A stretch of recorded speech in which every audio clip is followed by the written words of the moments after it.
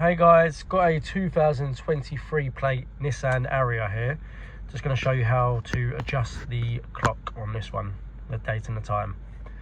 If you find the video helpful, please give it a like, and if you want to see some more useful content like this, subscribe to the channel.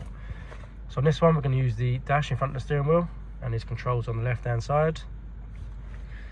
So from here, we're going to scroll across to the right until you get to settings. Then you want to click in OK.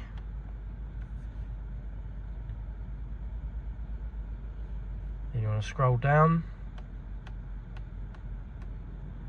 until you get to clock. Then click in OK.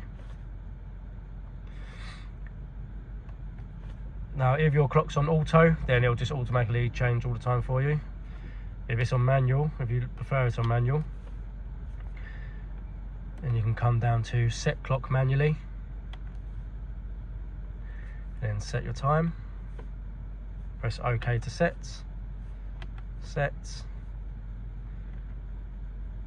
And that's it.